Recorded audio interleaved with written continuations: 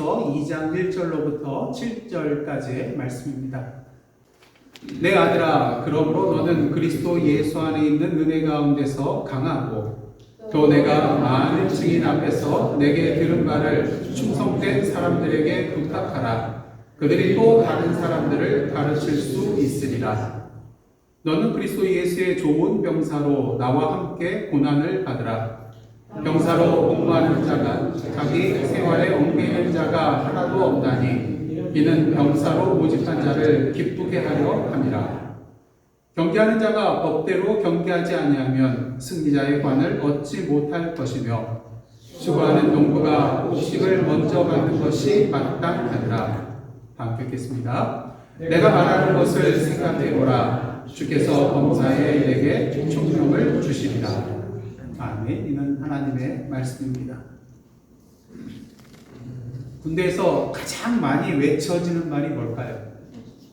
충성! 이렇게 해서 이 말이 가장 많이 들려집니다. 근데 재미있는 것은 제대하고 나면 더 이상 충성을 외치지 않는다는 것이죠. 군대에서의 그런 충성은 군 복무 기간이 끝나면 그것으로 또 끝나기 때문인 것입니다. 그러나 성경이 말하는 충성이라는 것은 전혀 다릅니다. 군복무에 있어서는 전역하는 날이 있지만 그리스도인에게는 전역하는 날, 은퇴하는 날이 없기 때문인 것입니다. 그래서 충성이라는 것은 하나님 앞에 서게 되는 그날까지 계속 이어져야 하는 그런 신실함입니다. 갈라디아서 5장 20절에 나오는 성령의 열매 중 하나인 충성은 피스티스라는 그런 헬라어로 쓰입니다. 근데 이 피스티스라는 단어는요, 여러분이 잘 아는 믿음이라는 단어예요. 그래서 믿음뿐만 아니라 신실함, 변함없음, 믿을 만함, 이러한 뜻으로 이 단어가 사용이 됩니다. 그렇게 충성이라는 것은 한번 어떤 큰 일을 해낸 후에 이제는 내려놓아도 되는 그런 한순간의 열정이 아닙니다. 맡겨진 일을 흔들림 없이 끝까지 감당하는 신실함이 바로 충성, 피스티스인 것입니다. 그런데 오늘날 우리는 어떻습니까? 끝까지 지키는 신실함보다는 쉽게 포기하는 경향성이 있고 또 오히려 그것을 당연시 여기고 있는 그런 시대를 살아가고 있어요. 그래서 직장도 쉽게 바꾸고요. 관계도 쉽게 끊고요. 약속도 쉽게 저버립니다.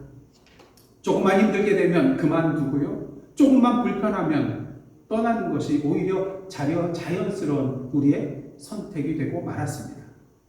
신앙생활도 예외가 아니죠.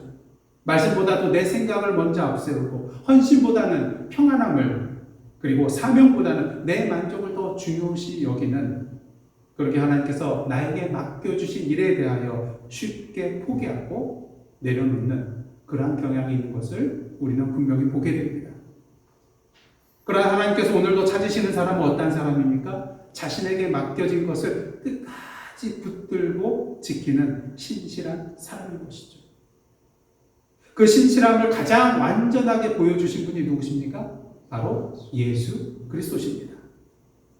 예수께서는 자신에 대하여 이렇게 말씀을 하셨어요. 요한복음 6장 38절입니다. 한번 다 함께 읽겠습니다. 시작. 내가 하늘에서 내려온 것은 내 뜻을 행하려 함이 아니요 나를 보내신 이의 뜻을 행하려 함이니라. 그러게 예수께서는 어떠한 삶을 사셨어요? 그 하나님의 뜻을 이루기 위한 그런 삶을 이 땅에서 평생을 통하여 살아내셨습니다. 그래서 십자가의 길 앞에서 어떻습니까? 땀이 이어 떨어지는 그런 핏방울같이 보일 정도로 간절히 기도하시면서 아버지 하나님께 이렇게 기도합니다.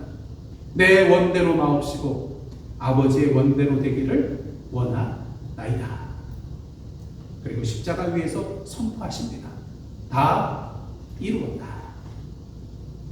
그렇습니다. 예수님의 순종의 삶은 이 땅에 오신 순간부터 십자가 위에서 다 이루었다고 선포하실 때까지 한순간도 흔들림이 없었던 것입니다. 그 사이에는 사람들의 의심과 시기와 핍박이 있었습니다.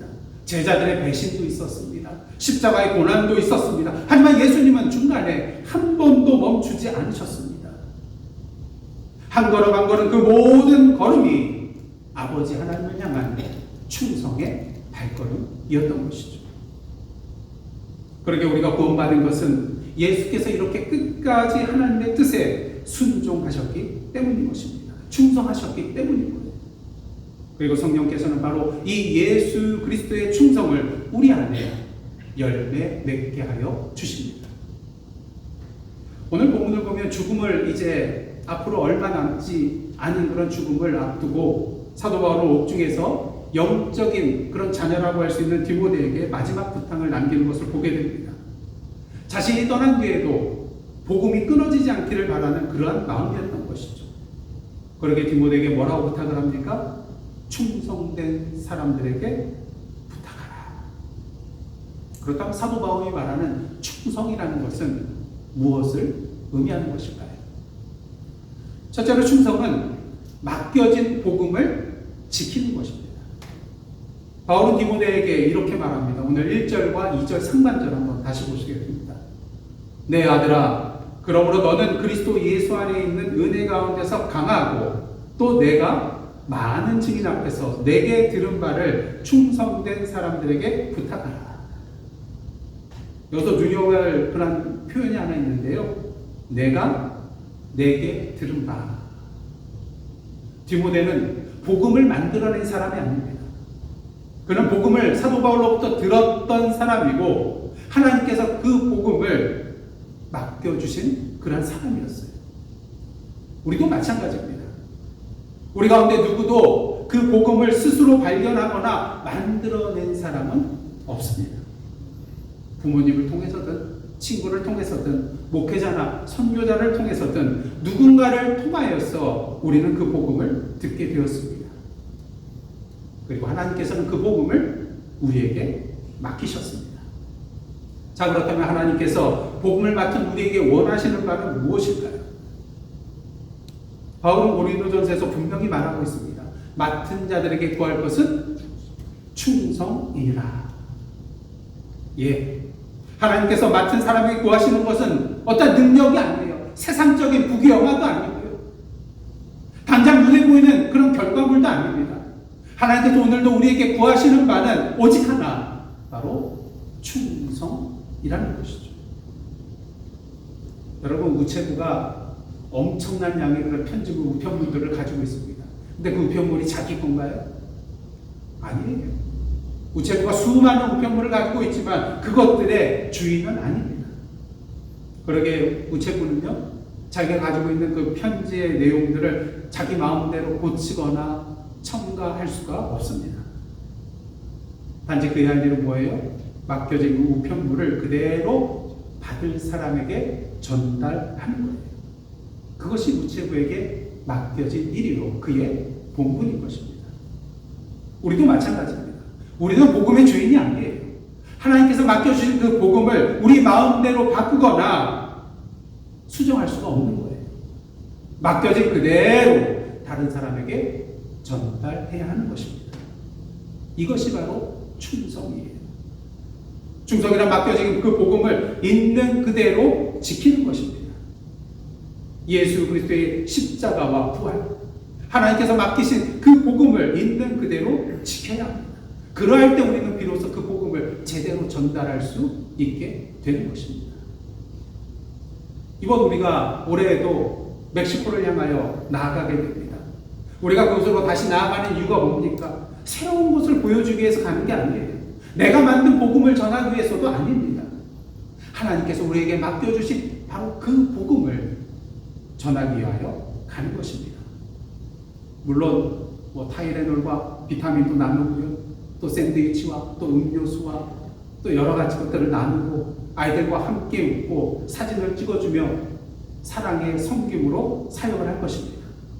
근데 중요한 것은 그 모든 사역의 중심에는 언제나 뭐가 있어야 되는 거예요? 바로 복음이 있어야 한다는 것입니다. 주님께서 당신을 사랑하십니다. 주님께서 당신을 위하여 십자가에 달려 돌아가셨습니다.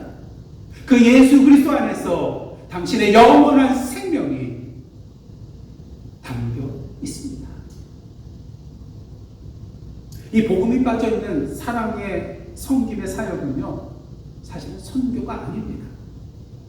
하나님께서 우리의 사랑의 섬김을 통하여 궁극적으로 전하시고자 하는 것이 바로 이 복음의 생명이기 때문인 것입니다. 여러분, 하나님께서 저와 여러분에게 맡기신 것이 있습니다. 눈에 보이지 않지만 여러분들 두 손을 한번 바라보십시오. 이 두 손에 하나님께서 들려주신 것이 있습니다. 그게 뭐예요? 바로 복음인 것입니다. 오늘 하나님께서 우리에게 맡기신 그 복음을 신실하게 지키면서 그 복음을 세상에 전하는 저와 여러분의 충성의 삶이 되시기를 간절히 원합니다. 그 다음 둘째로 충성은요, 편한 길보다 사명을 선택하는 것입니다. 사실 복음을 지키고 그 복음을 다른 사람에게 전한다는 거 쉬운 일이던가요? 결코 쉬운 일이 아닙니다. 그래서 사도 바울은 충성된 사람이 구체적으로 어떠한 모습으로 살아가는지 세 가지 비유를 통하여서 우리에게 알려주고 있습니다. 먼저 병상입니다. 3절과 4절 말씀 보시겠습니다. 너는 그리스도 예수의 좋은 병사로 나와 함께 고난을 받아라. 병사로 공부하는 자는 자기 생활에 얽매이는 자가 하나도 없나니 이는 병사로 모집한 자를 기쁘게 하려 함이라. 그냥 병사가 아니에요. 어떤 병사예요? 좋은 병사예요. 그리스도의 좋은 병사는 자기의 뜻보다도 자신을 모집한 자를 먼저 생각합니다. 그를 기쁘게 하는 것이 바로 병사의 본분이기 때문인 것이죠. 그렇습니다. 충성이라는 것은 내가 무엇을 하고 싶은 것보다도 주님께서 무엇을 원하시는가를 먼저 묻고 생각하는 거예요. 내 뜻을 따르는 것이 아니라 주님을 기쁘시게 하는 그런 삶을 살아가는 것이 바로 충성이라는 것입니다. 내 뜻대로 살아가지 못할 때, 내 마음대로 하지 못할 때 그 삶이 어떻습니까? 불편하죠. 거북스럽습니다. 때로는 힘이 들어요. 내 마음대로 살지 못하니까요. 근데 그럼에도 불구하고 이러한 삶이 기쁨이 될 때는 언제입니까? 오직 한 가지밖에 없어요. 주님의 뜻이 누구의 뜻이 될 때예요? 나의 뜻이 될 때. 오늘도 우리가 신앙생활할 때 힘들고 어려운 이유가 뭡니까? 하나님의 뜻이 내 뜻이 되지 못할 때. 우리는 뭘 원해요? 내 뜻이 하나님의 뜻이 되기를. 하지만 그 순간은 결코 도래하지 않습니다. 그러게 오늘도 우리가 할 일은 하나님의 뜻이 내 뜻이 될 때까지 부단히 나를 내려놓고 나를 쳐서 주님의 말씀과 뜻에 복종해야만 하는 것입니다. 사실 여러분 가장 사랑하는 분이 누굽니까? 여러분이 사랑하는 대상. 물론 배우자를 사랑하고 자녀를 사랑하고 부모님을 사랑하겠지만 여러분 하나님을 사랑하십니까? 아멘 소리가 별로 없어요. 하나님을 사랑하십니까? 네. 그렇다면 하나님을 위하여 뭐 할 수 있어야 돼요? 죽어서 이룰 수 있어야 돼요. 얼마나 감사합니까? 나를 위해 죽어달라는 말씀 지금 안 하시잖아요. 오늘도 내 뜻이 아니라 하나님의 뜻대로 살아갈 때에 우리가 기뻐할 수 있는 이유는요, 하나님의 뜻이 내 뜻이 될 수도 있겠지만, 그때도 가능하겠지만, 더욱더 중요한 건 무엇입니까? 사랑하는 하나님이 그 일로 말미암아 기뻐하십니다. 여러분이 가장 사랑하는 사람이 기뻐한다면 뭔들 못하시겠어요? 그렇지 않습니까? 내가 가장 사랑하는 사람이 원하는 바 행하였을 때 그 사람이 기뻐한다면 죽은 신령이라도 할까요? 사랑은요, 우리의 불편과 고난과 심지어 죽음까지도 견디며 이겨낼 수 있게 하는 것입니다. 여러분 오늘도 주님의 뜻대로 살아가는 것이 힘이 드십니까? 그럴 때마다 나를 사랑하고 내가 가장 사랑하는 주님께서 나로 인하여 참으로 부족하고 연약한 보잘것없는 나로 인하여 기뻐하실 것을 바라보시길 원합니다. 그럴 때 주님의 뜻대로 살아간다는 것은 그렇게 어려운 일이 되지 않을 거예요. 그다음 둘째로 경계하는 자입니다. 5절 말씀 보시겠습니다. 경계하는 자가 법대로 경계하지 아니하면 승리자의 관을 얻지 못할 것이며. 제가 고등학교 때 86 아시안 게임이 있었어요. 근데 보통 뭐 올림픽이다 그럴 때 보면 트랙 경기 그 주경기장에 보면은 관중들이 굉장히 많아요. 서양에서는 이 트랙 경기를 굉장히 사람들이 또 즐겨 보거든요. 근데 우리나라 사람들은 트랙 경기 좋아하나요? 별로 안 좋아해요. 그러다 보니까 고등학생들 다 동원시켜가지고 주경기장에 그냥 꽉 채우게 한 거예요. 그래서 저도 그냥 공짜로 가서 수업 빼먹고 학생들 다 동원이 돼가지고 이제 응원을 했어요. 그리고 뭐 또 다른 나라 국기도 주면서 이 나라 응원해달라고 막 그렇게 요청을 하더라고요. 그래서 이제 갔습니다. 그런데 그때 여러분들 임춘혜 선수 기억하시나요? 86 아시안 게임 때 3관왕이에요. 1000m, 3000m 그리고 800m.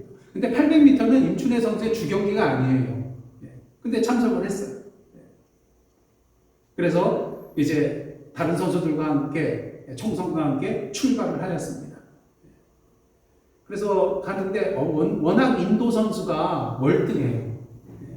그래서 뭐 10여 미터 이상 차이가 나서 한번 사진 보여주십시오.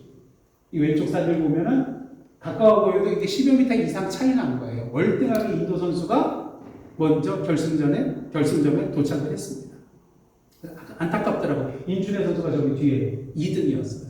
그래도 2등에도 뭐 잘한 거잖아요. 그런데 잠시 후 전광판에 나오는데 누가 1등이었을까요? 임춘혜 선수가 1등을 했어요. 아니, 그렇게 많이 뒤져 있었는데. 근데 나중에 알고 보니까 원래 800m 돌 때는 원래 자기 레인에서 뛰게 돼 있어요.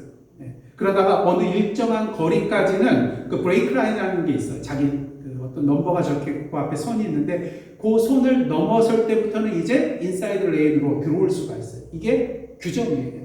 근데 이 인도 선수가 그 라인 넘어서지 않고 몇 미터 앞에서 그만 안쪽으로 들어왔다가 아차 싶어서 다시 자기 레인으로 들어갔다가 이제 이 브레이크 라인을 넘어서 다시 들어옵니다. 그리고 이제 1등을 해요. 규정을 어겼습니까? 안 어겼습니까? 일단 들어왔다 나갔기 때문에 어겼어요. 여기 안 들어왔어도 충분하게 1등을 할 수 있는 그런 실력이었어요. 근데 그것 때문에 실격 처리를 하고 말았습니다. 그리고 누가 1등을 해요?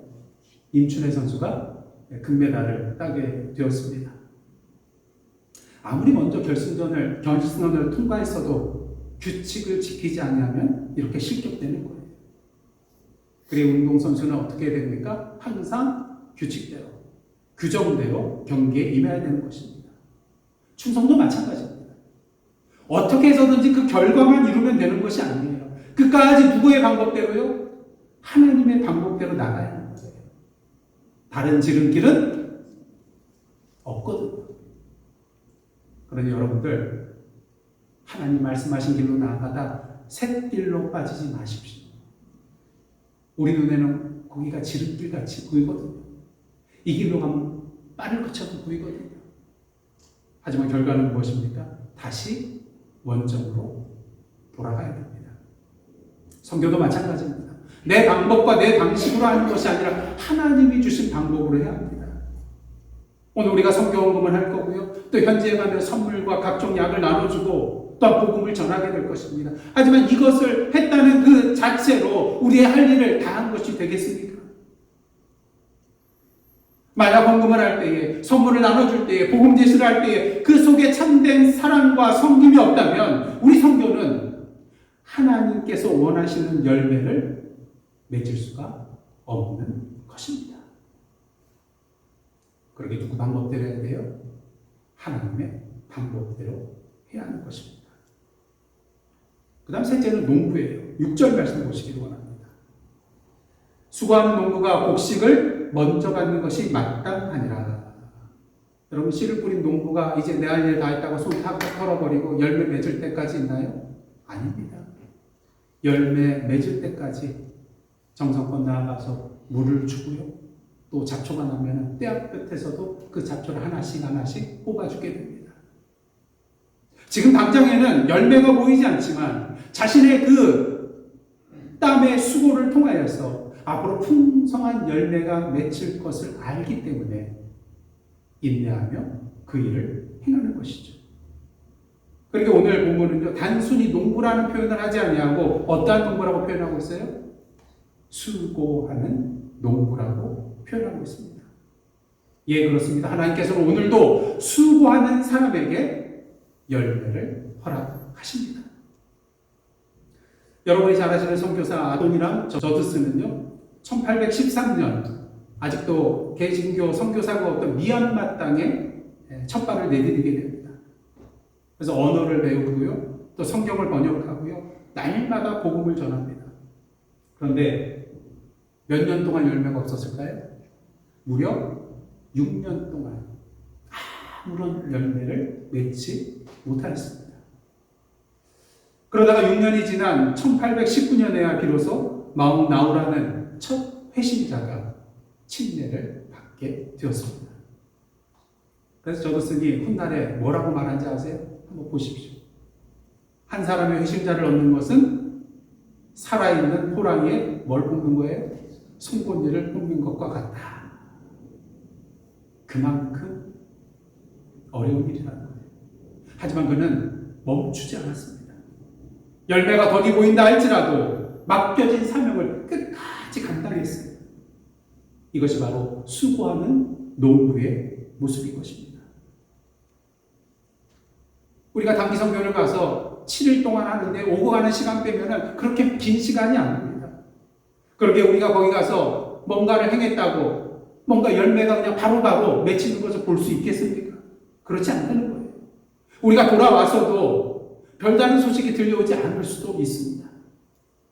하지만 그럼에도 불구하고 저희들은 지금 20년이 넘어가도록 계속해서 그 멕시코 땅에 나아가 씨를 뿌리고 물을 주고 있습니다. 올해에도 씨를 뿌리고 물을 주기 위하여 나아갑니다. 왜요? 결국 하나님께서 우리의 그 수고를 통하여서 열매 맺게 하실 것이기 때문인 것입니다. 병사는 모집한 자의 기쁨을 위하여 고난을 견뎌냅니다. 경계하는 자는 법대로 경계합니다. 농부는 수고를 멈추지 않습니다. 이 세 부류의 사람들 모두 다 편한 길을 선택하지 않아요. 왜? 그것이 그들에게 맡겨진 사명이거든요. 그렇습니다. 충성이라는 것은요, 편한 길을 선택하는 것이 아니라 끝까지 하나님께서 맡겨주신 그 사명을 선택하는 것입니다. 그 충성의 길 끝에는 주님께서 약속하신 열매와 기쁨의 승리의 면류관이 기다리고 있습니다. 이제 마지막으로 셋째로, 충성은 복음이 매이지 않게 하는 것입니다.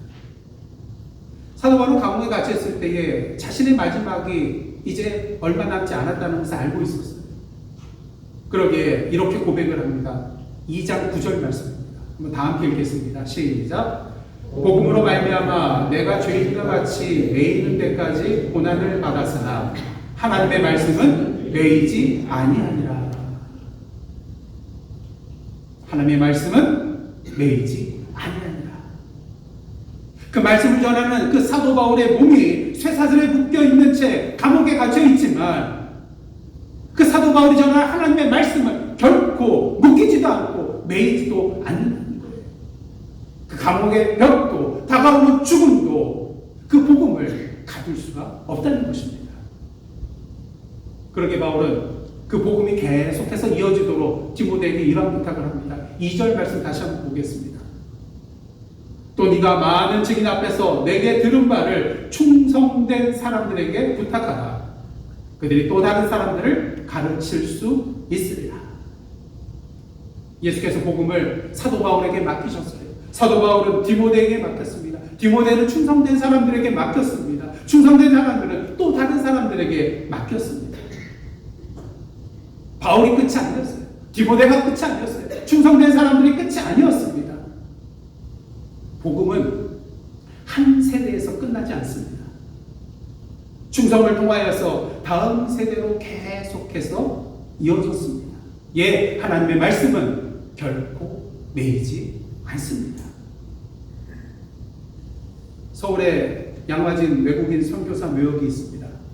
근데 그 묘역을 가면요, 한 가족의 묘역이 있는 것을 보게 되는데 무려 4대에 걸쳐서 7명이 여기에 묻혀 있는 것을 우리가 보게 됩니다. 한 사람의 충성이 한 세대로 끝난 것이 아니었다는 거예요. 그 복음이 아들에게 전달돼 또 그 아들이 손자에게, 증손자에게 이어졌음을 우리는 보게 됩니다. 그래서 이 가문은 4대에 걸쳐서 한국을 사랑하고 섬겼어요. 그 가족이 바로 여러분들이 잘 아시는 언더우드 선교사의 가문이었습니다. 1885년 부활절 아침에 26살의 미국인 선교사 호레이스 언더우드는요, 인천 제물포에 첫 발을 내디뎠습니다. 복음 전파가 금지되어 있던 그 시대였지만 그는 담대하게 복음을 들고 조선 땅에 와서 이 조선을 사랑으로 섬겼습니다. 그리고 그의 헌신은요, 한 사람으로 끝나지 않았고 아들이 이어갔고 손자가 이어갔고 증손자가 이어받았습니다. 대를 이어서 한국에 복음을 전했던 것이죠. 바울에게서 디모데에게로, 디모데에게서 충성된 사람들에게 이어졌던 그 복음의 바통이 이제 언더우드 가문을 통해서도 이어졌다는 거예요. 그리고 그 바통이 마침내 오늘 우리에게까지 전해졌습니다. 그 바통이 우리 손에서 멈춰져서는 안 됩니다.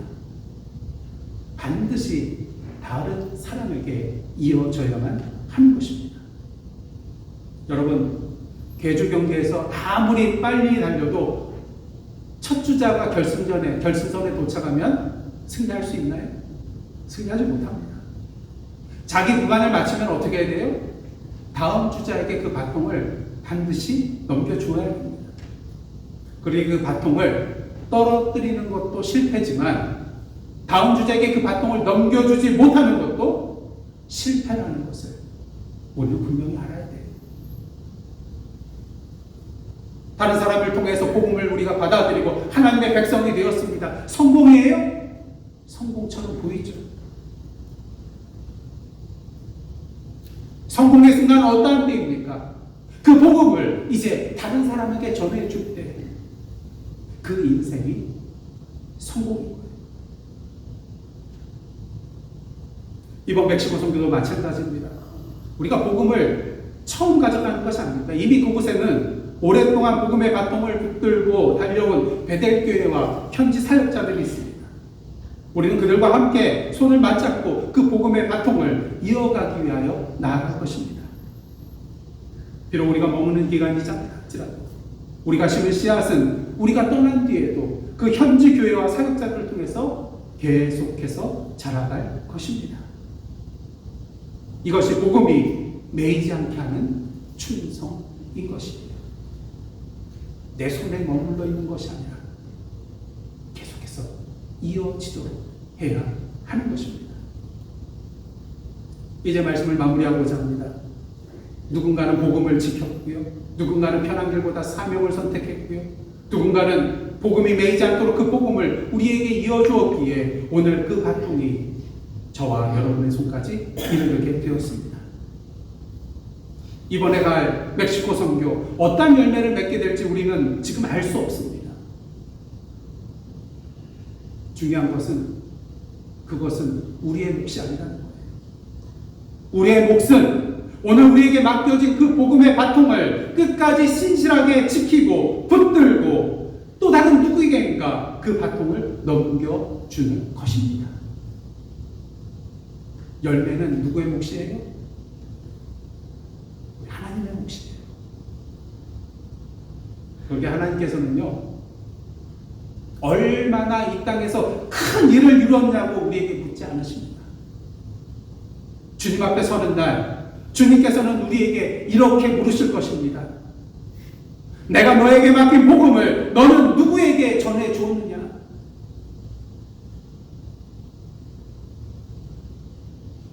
내가 너에게 맡긴 그 복음의 바통을 누구에게 전해 주었느냐? 이 질문 앞에 부끄럽지 않은 저와 여러분의 삶이 되기를 원합니다. 그러게 우리에게는 누구의 도움이 필요할까요? 성령님의 도우심이 필요한 거예요.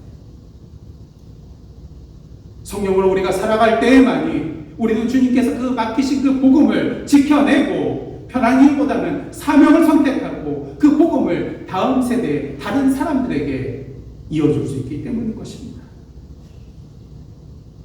한번 여러분 두 손을 들어보세요.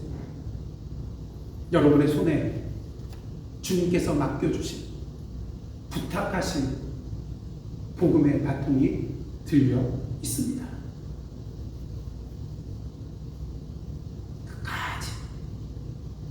끝까지 우리 충성으로 달려갑시다. 성령으로 살면 충성이 드러납니다. 하나님의 생명의 열매가 그 충성을 통하여 풍성하게 맺게 될 것입니다. 기도하시겠습니다. 사랑의 하나님, 우리 손에 맡기신 복음의 바통을 끝까지 신실하게 붙들게 하시고 성령의 능력으로 그 복음을 다음 사람에게 이어주는 충성된 삶을 살게 하여 주옵소서. 복음이 되시며 충성의 본이 되시는 예수 그리스도의 이름으로 기도드리옵나이다. 아멘.